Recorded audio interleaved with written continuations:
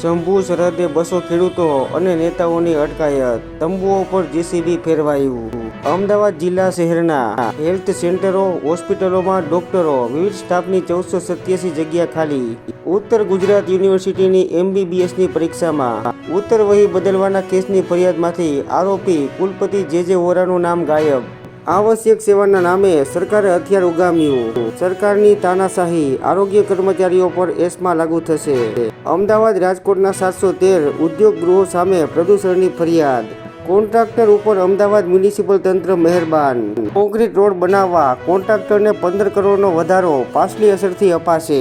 હોળી ધૂળેટી પર્વ નિમિત્તે મજૂરો વતનમાં. અમદાવાદમાં રોડના 147 કામ ઠપ્પ થયા. પુત્રવધુ ફિઝુની હત્યાના પ્રયાસ સહિતના ચકચારી કેસમાં રમણ પટેલ અને તેમના પુત્ર સહિત 5 વિરુદ્ધ કોર્ટે તહોમતનામું ફરમાવ્યું. અમદાવાદના વેપારીને બ્લેકમેલ કરીને બાલ ગર્લે ₹73 લાખ પડાવ્યા.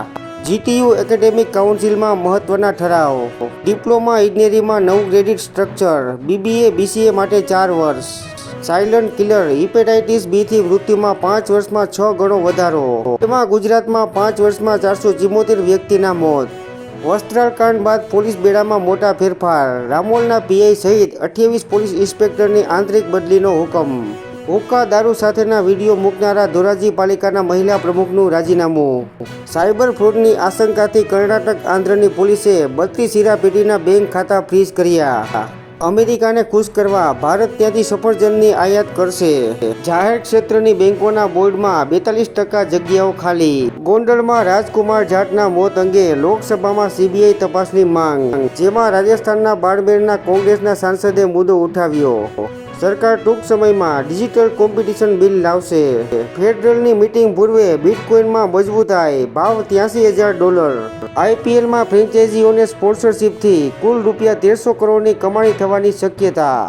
IPLના ઉદ્ઘાટન સમારંભમાં બોલિવૂડના સુપરસ્ટાર આગવું આકર્ષણ જમાવશે. સલમાન ખાનની સિકંદર શુક્રવારને બદલે રવિવારે રિલીઝ કરાશે. જોકે હજુ ફિલ્મના સર્જકો દ્વારા ઘોષણા બાકી. નાગપુર હિંસા મુદ્દે સંઘના વરિષ્ઠ નેતા સુનિલ આંબેડકરનું નિવેદન. કોઈ પણ હિંસા દેશ માટે હાનિકારક. ઔરંગઝેબનું હાલ કોઈ મહત્વ નથી. નાગપુરમાં હિંસા અને આગજનીના માસ્ટરમાઇન્ડ ફહીમ ખાનની ધરપકડ. કોલકાતામાં 102 વર્ષની વૃદ્ધાને પેસમેકર લગાવાયું. 2 દિવસમાં હોસ્પિટલમાંથી રજા અપાઈ. ઇલોન મસ્કની કંપની ટેસ્લાના વાહનો અને ડીલરશીપ્સ પર અમેરિકામાં હુમલા.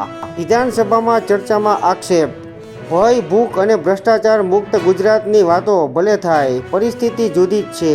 ટ્રમ્પના ટેરિફના કારણે ભારતને ફાયદો થશે, રિચર્સમાં દાવો. કેન્દ્રીય રેલવે મંત્રીની લોકસભામાં જાહેરાત. રેલવેમાં વૃદ્ધ, સગર્ભા, વિકલાંગોને હવે નીચેના બર્થમાં પ્રાથમિકતા અપાશે. ભાજપના ધારાસભ્યએ જ પોલ ખોલી. સુરતમાં 8 લાખનો તોડ કરનારી પોલીસનો વરઘોડો કાઢો. MLA કાનાણી. પિતાની લોન ભરપાઈની જવાબદારીમાંથી છટકવા માંગતા પુત્રની રીટ હાઈકોર્ટે ફગાવી. સુનિતા વિલિયમ્સ બાદ શુભાંશુ શુક્લા સ્પેસ મિશન પર જશે. ધનશ્રીને 4.75 કરોડ ભરણ પોષણ ચૂકવવા યુજવેન્દ્ર સંમત. આજે આખરી ફેસલો.